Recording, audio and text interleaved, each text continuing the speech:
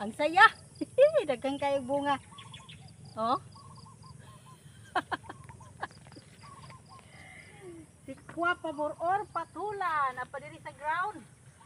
Pwede ra man di siya i-ground mga kananay oh. Wala lang siya oh, limpyuhan lang, gasan. Ang dami-dami ng bunga ng patula. Sobra. Dami yun. Bising. Thank you Lord. Naagi daghang bising di ari. Mga eggplant, napay patula. Lingi-lingi ta sa wala, lingi-lingi sa tuo. Ato dapit ilang bunga. Pagkadaghan. Uy, mga eggplant. Naamon pod. Halaka naagyo day mga eggplant oh. Pagkadaghan ng blessing ani. Na.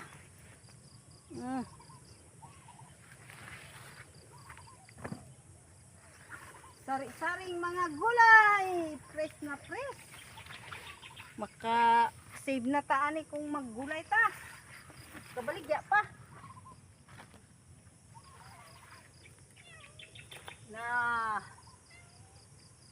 Amon pud si Mingming. Nag-apil-apil po dire. Di mahimo og dili mo apas. Na, asa man ka? Tabang ka dili trabaho are? Kadaghan sa mga patula. Harvest na pud. Balik na taning harvest. Hindi po ang atong sili nga aba, siling pa nito no? Kung ko sila mga bulak. Ang mga patula nang umbitay oy. Bukot. Tubo sila kay gaulan gabi eh ha. Ha? Ayo. Mga eggplant, mga patula. Ang udlot po sa patula, lami kayo. Gulay. Try ta gulay anak. Patula. Udlot. Ay lami. Ay nag-ingon ako nga lami daw ni. Naara diri sa ground. Basta i-ground niya, mabunga ra gyud siya. Dili lang sa tanan nga na ay mangulumbitay. Diri punta sa pikas oh. Naara ko uton diri kay takabot ano diri di ay. Pukot atong gigapangan nila.